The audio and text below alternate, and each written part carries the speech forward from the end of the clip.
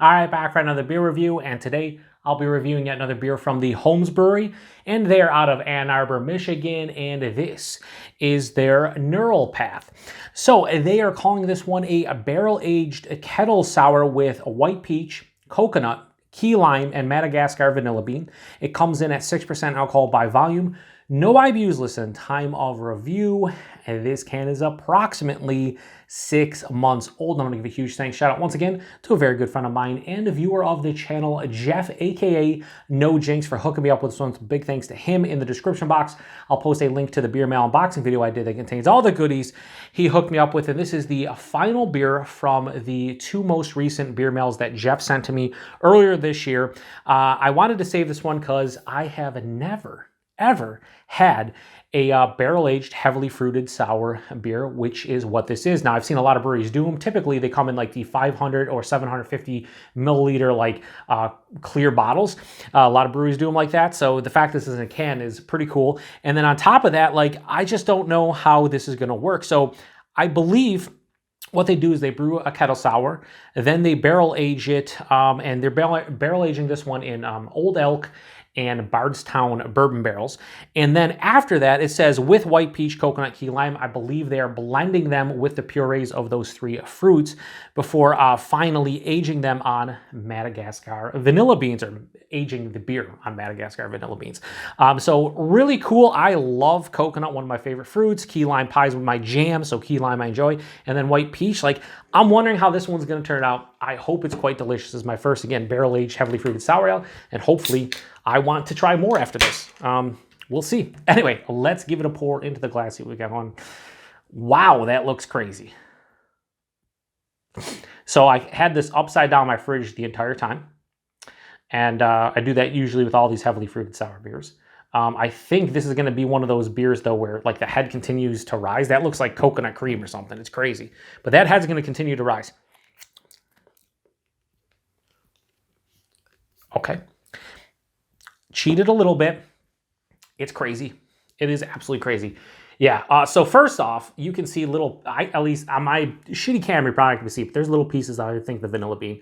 Like, you see little specks everywhere. But this looks like, I don't even know, a very milky, I would say a lot of people would like their New England style IPAs nowadays that look like that milky, orange yellow color. It has about almost 3 finger of this super frothy looking, like, I would say like almost like a light tangerine looking head. You can see all the pectin from the fruit puree and everything to sticking to the sides of the glass. The head's not going anywhere. I can't even like swirl ahead because it's just not moving. Yeah, it's murky, it's turbid, you can't see through it. That looks just, for what they're going for, heavily fruited barrel-aged sour beer, that looks awesome. Especially when you're telling me there's white peach and coconut and key lime in it. Yeah, anyway, let's get a nose. It smells really sweet. The main thing I'm getting here is like a coconut cream kind of essence. There's a little bit of like that lime, but I would say more generic citrus. The peach isn't really coming through. This kind of smells like the whipped cream topping you would get on either a key lime pie or an actual coconut cream pie. It has a lot of vanilla. I feel like the vanilla beans are going crazy here. And only because I know what they did with this beer, I probably wouldn't pick up on it blind, but if I really search for it, there is this like slight, like boozy kind of bourbon note, very minute, but it's there. It's almost like someone made a bourbon sauce and dripped it over top of a coconut cream pie or a key lime pie. It smells like dessert, because it smells like it's going to be pretty sweet. And the coconut is definitely dominating, and I like that, but I don't, like, in the nose, if it translates, what I'm smelling in the nose, if that translates into the taste as far as a sweetness goes, it's probably going to be too much for me, too rich. But the actual aroma and just the characters themselves are fantastic, because I like coconut, I like key lime, I like vanilla. Yeah, I don't know what to expect, but just, I mean, again, that head's going absolutely nowhere. And again, I don't know how it's going to look on that side, but there's just like specks of, again, I think it's the vanilla bean just everywhere. So anyway, this is really cool to be able to try this. So huge thanks to Jeff for this one. Cheers, buddy, and cheers everyone else.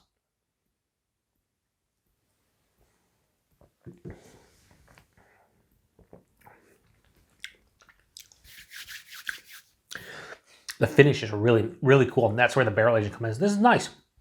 I'll tell you right off the top, this is not blowing me away. The first sip, it's not like crazy. This isn't going to be a top tier, heavily fruited sour for me personally. And again, I love coconut. Key lime's awesome. White peach here, the vanilla. It's just, honestly, I'm glad that the sweetness didn't carry over, but also the taste is very subdued compared to the nose. So very subdued. Let's go back in for another sip.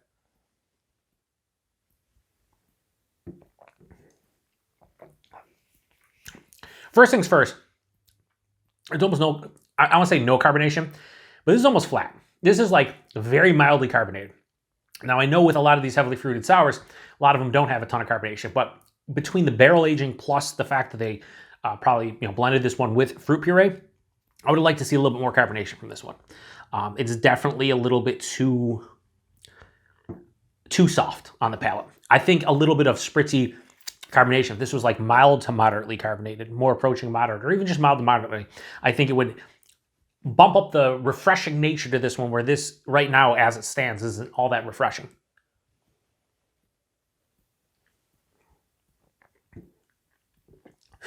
Yeah, the body, it's thick, but it's not crazy. It's like higher side of medium, lower side of full. It has a nice thickness, especially for 6%, but it isn't too thick. It's not syrupy. It's not fruit smoothie-esque.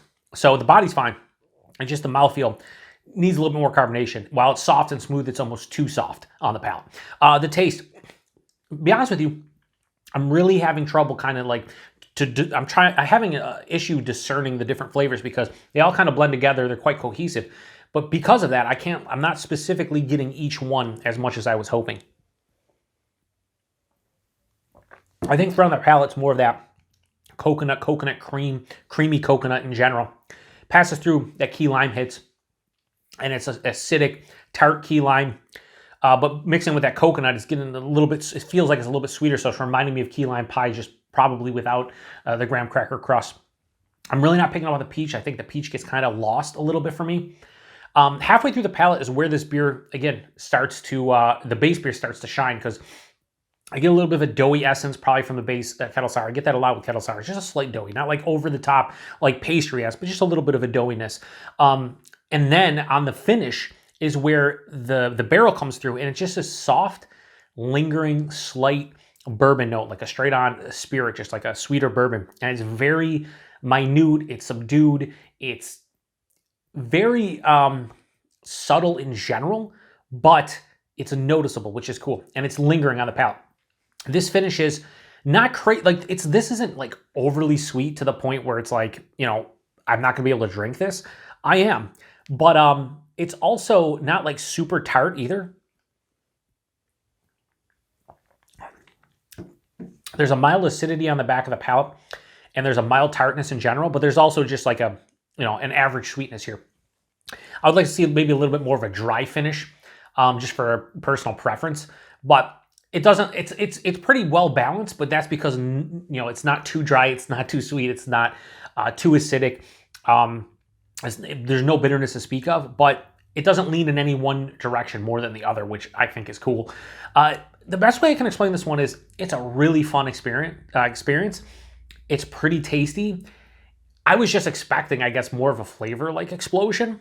But what I got here is more of a drinkable, a barrel-aged, heavily fruited sour, which is kind of crazy when you think about it. I guess the pros to this one, super drinkable.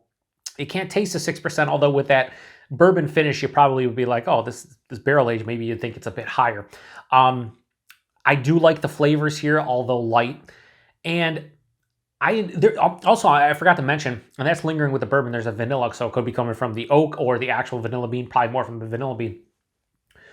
What I thought this was going to happen is I thought this was going to be, based on the nose, based on my expectations, I thought this was going to be like over the top crazy, just intense, boisterous flavors. And I got more of like a subdued, mild, lighter, barrel-aged, heavily fruited sour. So I'm disappointed in one aspect or in a singular aspect, but in another, I'm thinking to myself, like, maybe that's what I wanted, was kind of a more drinkable, approachable, lighter, heavily fruited barrel-aged sour. I don't know. One more sip and we'll lock it a rating. I'm kind of in between two scores.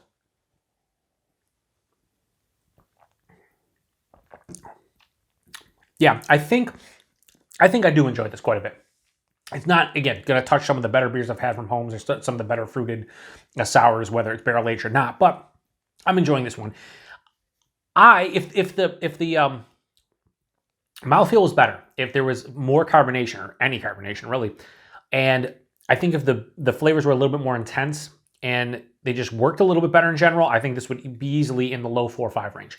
I can't go that high on this one. So Neural Path from Holmes, I have absolutely no issues giving this one a low 4.25. I'll go 4.15 out of 5.